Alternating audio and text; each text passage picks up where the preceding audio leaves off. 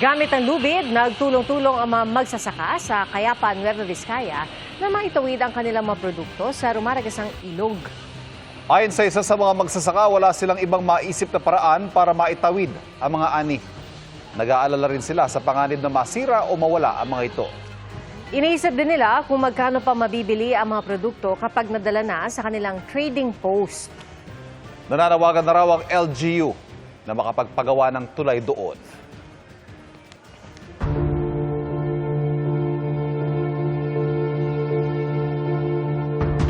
Meron po nakita mga discrepancy o hindi pagkakatugma ang Bureau of Customs sa paunang pagsisiyasat nila sa mga dokumento ng 28 luxury vehicles na mag-asawang Sara at Curly Discaya. Nakatutok si Darlene Cay. Ngayong hawak na ng Bureau of Customs ang 28 luxury vehicles ng mag-asawang Sara at Curly Discaya, pinagtutugma nila ang iba't ibang dokumento gaya ng record sa customs, rehistro sa LTO at mga impormasyon ng mga sasakyan. May mga initial reports na may dokumentong wala na dapat ay nandoon. Sa proseso namin, dapat registered siya doon sa ganung proseso, subalit wala. Ngayon, ayoko kagad husgahan o mag-conclude na therefore dinaya yan, kasi mali po yan, irresponsible on my part. Dahil, what if talaga namang nawala lang yun, na walang hindi sinasadya, although siyempre mas malamang sinadya.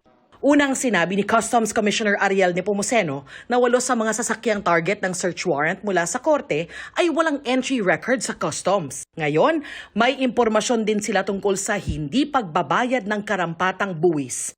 Meron na pong mga hindi tama ang pagbabayad initially. Okay. Kaya lang pinapabalidate ko lang po. Selyado, kinordonan at bantay sarado ng mga tauhan ng Customs at Philippine Coast Guard ang 28 luxury vehicles na nasa compound ngayon ng St. Gerard Construction sa Pasig. Bawal galawin, buksan o gamitin ang mga ito. Naunang iginiit ng abogado ng mga Diskaya na si Attorney Cornelio Samaniego III na binili ng mga Diskayang mga sasakyan sa mga rehistradong local car dealer. Lahat din daw ay kumpleto sa mga dokumento.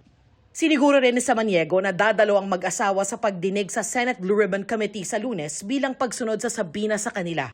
Inaasahan din ng House Committee on Infrastructure ang pagdalo ng mga Diskaya sa pagdinig nito sa Martes. Una sa lahat, aantay namin siya sa alas 9 ng Martes. So, doon na lang natin malalaman kung ano yung gagawin ng komite. Pero sasabihin ko na kung ano yung pwedeng gawin. So, pwede siyang i-cite in contempt. Pwede rin naman mag-show cause order pa, ba't hindi siya nagpakita. Marami pang mga ways eh.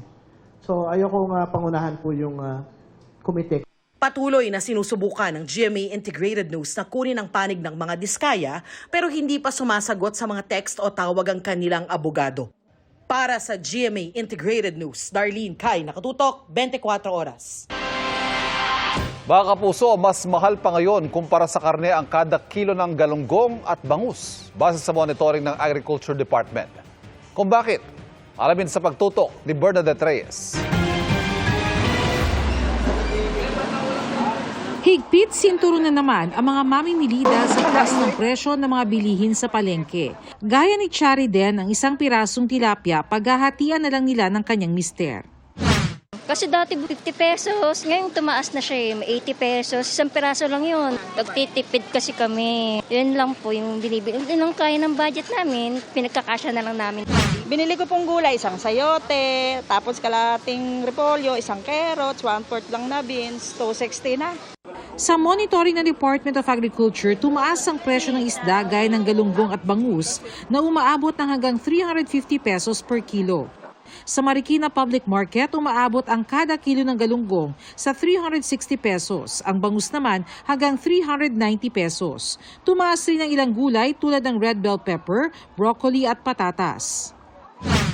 Kukunti nga po ang supply ng galunggong. Walang mga kuha, walang mga biyahe kasi binaha. Kaya tumaas.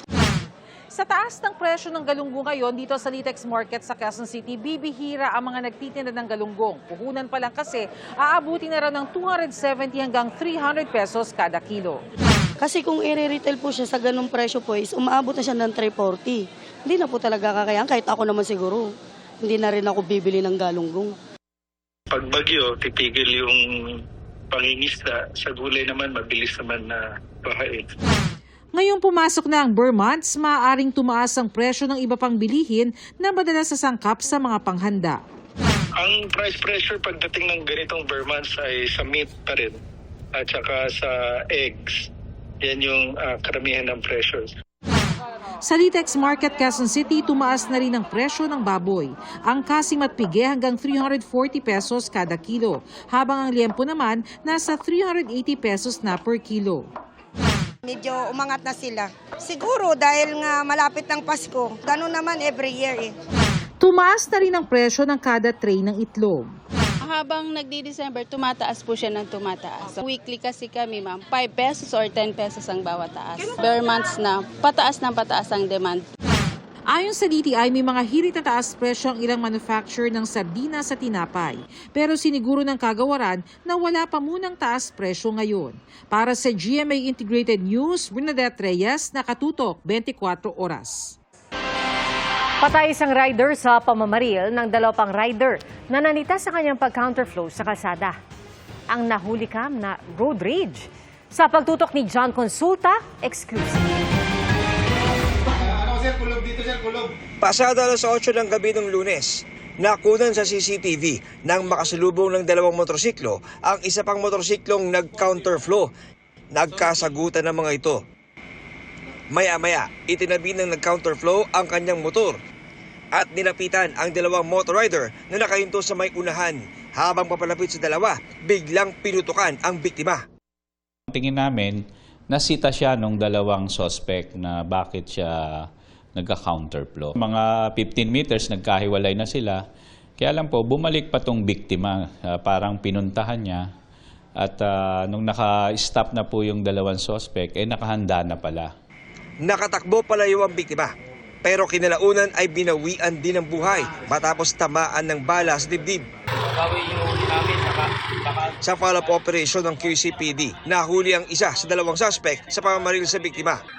Nadiskubre ng pulisya na dati na pala siyang may kinaharap ng mga kaso. During sa backtracking po, natunto natin kung saan nanggaling tong dalawang suspect. Sa may Sangandaan, Caloocan City, nakita po natin mayroon siyang mga previous cases. No? Yung isa, RA 9165, yung Comprehensive Dangerous Drug Act.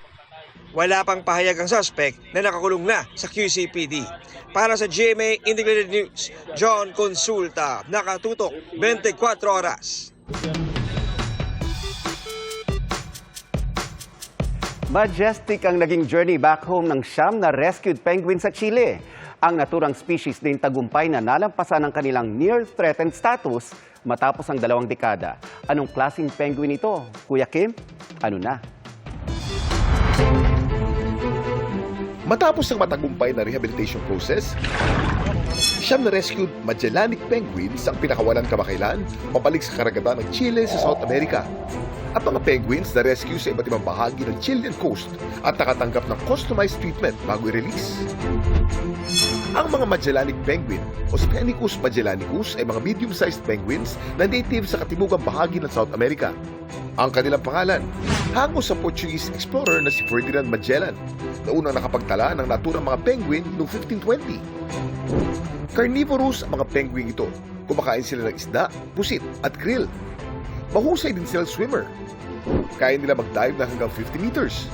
Sa halos 2 dekada, near-threatened o nanganganib na maubos sa mga Magellanic penguin ayon sa IUCN. Pero nito lang 2020, tinatayang nasa 1.1 hanggang 1.6 milyon na pares ang populasyon ng mga Magellanic penguins. Kaya least concern o hindi nakasalukuyan nanganganib maubos sa mga ito. Laging tandaan, importante ang may alam. Ito po si Kuya Kim at sagot ko kayo 24 oras.